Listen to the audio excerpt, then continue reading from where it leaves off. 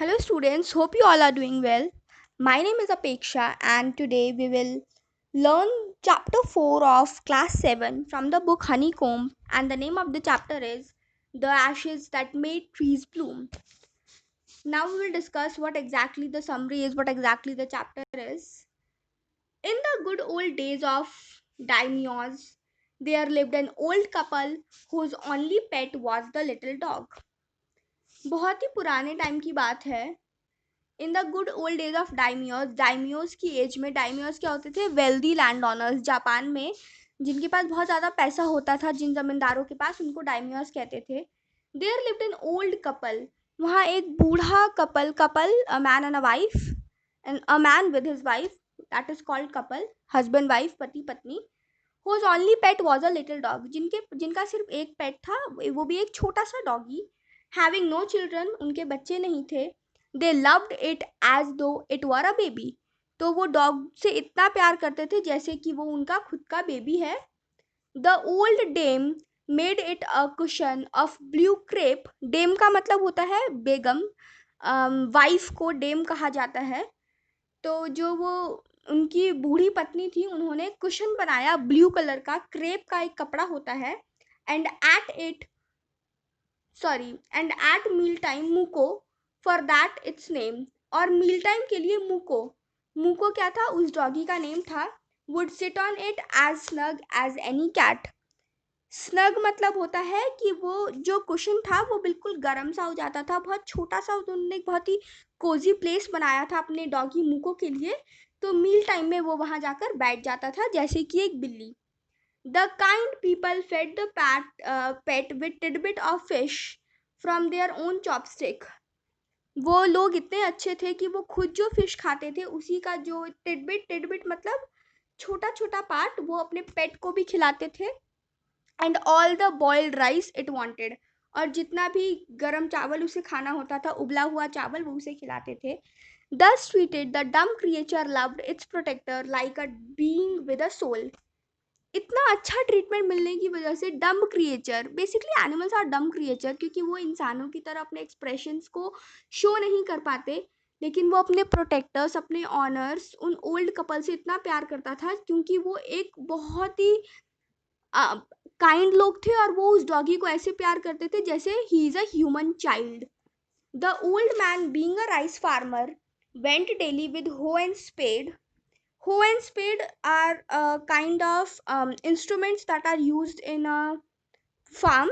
Basically kudal, that is called hoe or spade. तो field में वो जाते थे ओल्ड मैन, क्योंकि वो एक राइस फार्मर थे तो वो डेली फील्ड में जाते थे. Walking hard from the morning until O Tento Sama had gone down below the hills. O Tento Sama means sun, Suraj. Japan में ओ टेंटो सामा को सूरज कहा जाता है. वो बहुत हार्ड वर्क करते थे सुबह से लेकर तब तक जब तक सूरज ना ढल जाए. Every day the dog followed him to work. रोज उनका जो डॉगी था वो काम पर उनके साथ जाता था. Never once harming the white heron that walked in the footstep of the old man to pick up the worms. और वो रोज वहां जाता था और कभी किसी चीज का नुकसान नहीं करता था. वो ओल्ड मैन को उनका काम अच्छे से करने देता था. For the old fellow was patient and kind to everything that had life, and often turned up a sword on purpose to give food to the person. वो जो ओल्ड मैन थे ना, वो इतना उनके अंदर पेशेंस था, ठहराव था, इतना धीरज था, और वो इतने ज़्यादा काइंड थे हर चीज़ के लिए कि वो जानबूझकर खाना वहाँ रखते थे बर्ड्स के लिए, वॉर्म्स के लिए. मतलब वो बहुत ज़्यादा काइंड थे, ये दिखाना चाहते हैं स्टोरी में. One day the dog came running to him, putting his paws against his legs and motioning with his head to some spot behind. एक दिन वो डॉगी भागकर उनके पास आया. उसने अपने पॉज उनके लेग के साथ में रख लिए, जमा लिए. And started motioning with his head. और अपने सर से उस तरफ, किसी पीछे की तरफ अपना सर वो घुमाने लगा. The old man at first thought his pet was only playing and did not mind it. पहले तो उन बुजुर्ग आदमी को लगा कि उनका पेट सिर्फ उनके साथ खेल रहा है, तो उन्होंने ज़्यादा ध्यान नहीं दिया. But the dog kept on whining and running to and fro for some minutes. लेकिन कुछ देर तक उन्होंने नोटिस करा that dog is is keeping doing the same thing again and again. Then the old man followed the dog a few yards to a place where the animal began a lively scratching. कुछ दूर वो वहां चलकर गए उसके साथ जिस तरफ वो बार बार इशारा कर रहा था, और वहां जाकर उस डॉगी ने स्क्रैच करना शुरू कर दिया, उस जगह को खुरेचना शुरू कर दिया. Thinking it was possibly a buried bone और a bit of fish, old man को लगा कि पक्का यहाँ या तो कोई हड्डी होगी या फिर एक फिश का टुकड़ा होगा, इसीलिए वो ऐसा कर रहा है.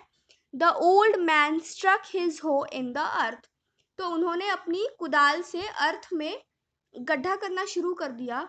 When lo a pile of gold gleamed for him, और थोड़ा सा गड्ढा करने के बाद क्या हुआ, उनके सामने बहुत सारा सोना ग्लीम चमकने लग गया. Thus in an hour the old couple were made rich, तो ऐसे ही एक घंटे के अंदर अंदर the old couple, the poor couple were rich, वो बहुत अमीर हो गए. The good souls brought a piece of land, made a feast for their friends, उन्होंने एक जमीन खरीदी और अपने दोस्तों को फीस्ट पार्टी दी. And gave plentiful to their poor neighbours, और जिनके उनके जितने भी गरीब नेबर्स थे उनको बहुत सारा पैसा दिया, बहुत सारा सोना दिया.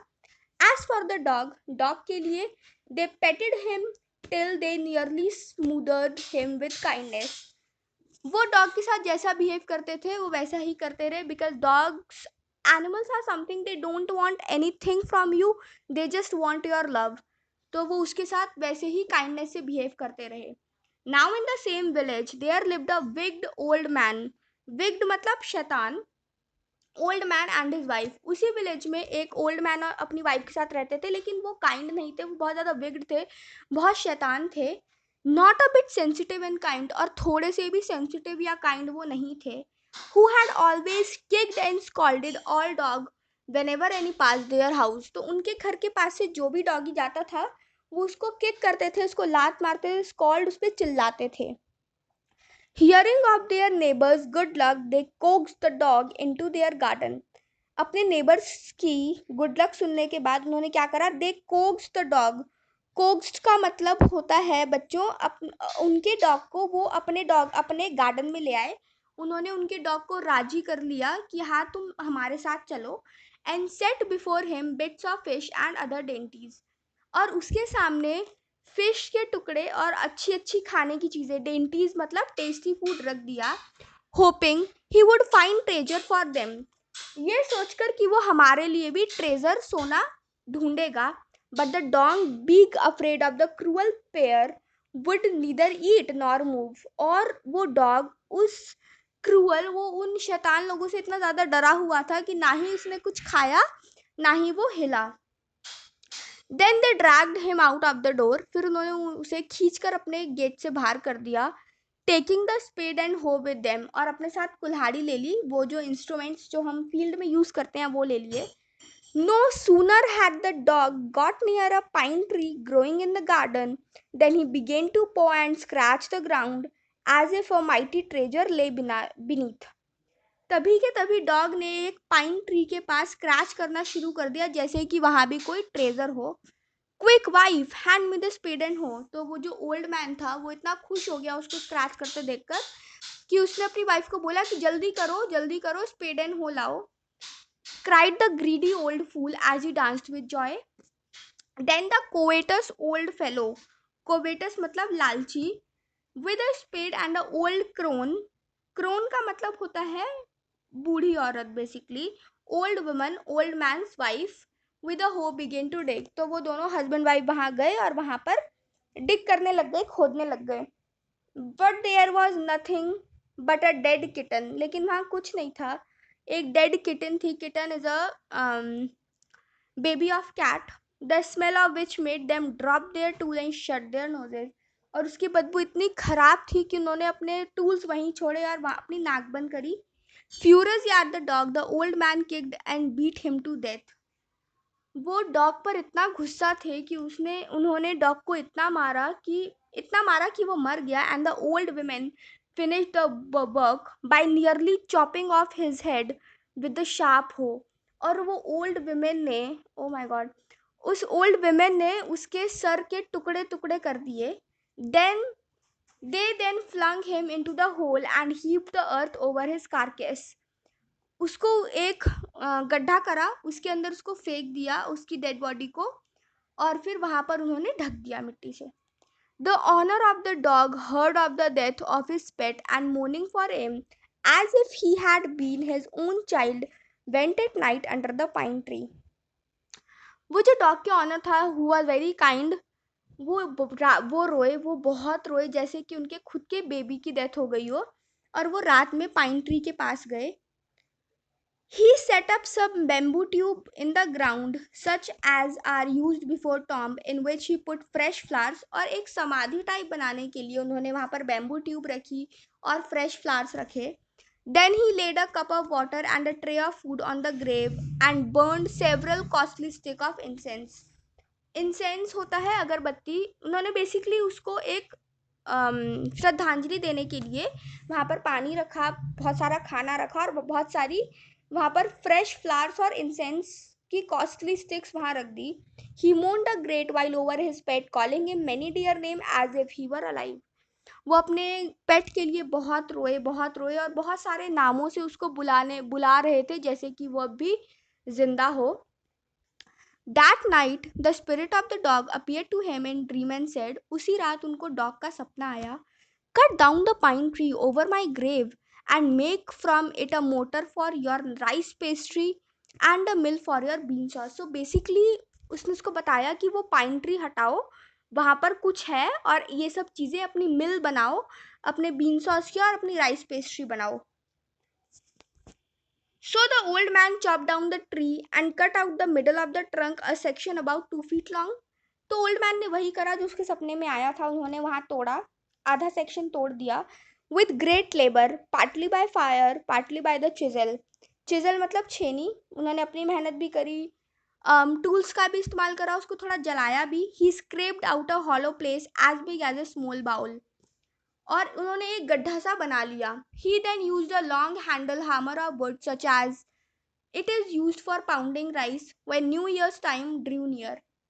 और चावल के लिए जो इंस्ट्रूमेंट यूज होता था वो उन्होंने यूज करा. He wish to make some rice pastry. उन्होंने राइस पेस्ट्री बनाने की विश थी. When the rice was oil boiled, granny put into the water. So basically उन्होंने राइस पेस्ट्री बनाई. Yeah. Granny put into the mortar. The old man lifted his hammer to pound the mass into dough, and the blows fell heavy and fast till the pastry was ready for baking. Suddenly, the whole mass turned into the heap of gold coins. अचानक से क्या हुआ, जितना ही वो बना रहे थे ना चीजें, वो सब गोल्ड कॉइन्स में कन्वर्ट हो गई. When the old woman took the hand mill, the filling it with beans began to grind the gold drops like rain. अब जब वो ओल्ड वुमेन हैंड मिल में गई कुछ चीज ग्राइंड करने के लिए, तो वो जो ड्रॉपलेट थे वो रेन की ड्रॉपलेट की तरह जो था वो गोल्ड ड्रॉप हो रहा था. बेसिकली सारी की सारी खाने की चीजें किस में कन्वर्ट हो गई, गोल्ड में. Meanwhile, the envious neighbor peeped in the window when the boiled beans were being grounded. Goody me, cried the whole old hag as she saw each dripping of sauce turning into yellow gold, until in a few minutes the tub under the mill was full of shining mass of gold. ऐसे ही देखते देखते जितना भी सामान था वो सब gold में कन्वर्ट हो गया. And everybody was shocked. Even the neighbours were peeping from the window to their house and even they were shocked. So the old couple were rich again. तो वो ओल्ड कपल फिर से rich हो गए.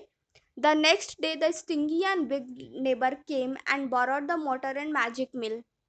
अगले दिन वो नेबर आए और उन्होंने उनसे वो मोटर और मैजिक मिल बोरो करी. They filled one with boiled rice and the other with beans. उन्होंने भी एक को चावल से भरा, दूसरे को बीन्स से. Then the old man began to pound and the women to grind.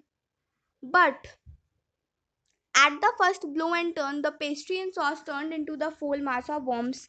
लेकिन जैसे इन्होंने अपना काम शुरू करा तो वो सारी खाने की चीजें किस में कन्वर्ट हो गई, वॉर्म्स में, कीड़े में. Still more angry at this they chopped the mill into pieces to use as a firewood. और वो फिर से गुस्सा हो गए और पहले की तरह हम इस बार उन्होंने उस मिल को चॉप करा और उसमें आग लगा दी. So basically, students, we are done with the chapter, and what we thought, we can have a lot of moral values from this chapter. That number A, you should respect animals as well. They are speechless, but they are emotional. They know what is happening around them. They can't express their views, but you should love animals. You shouldn't be cruel with them. Second, you should be very kind, only then magic happens. If you are cruel like that, another neighbor of the old man, then nothing is gonna happen. Every good thing is going to become very worst for you. So, these are the 2 3 points that we can learn from this chapter. Hope you all are getting the summary sessions very clearly. And if you have any kind of doubt, please do comment down below. Thank you.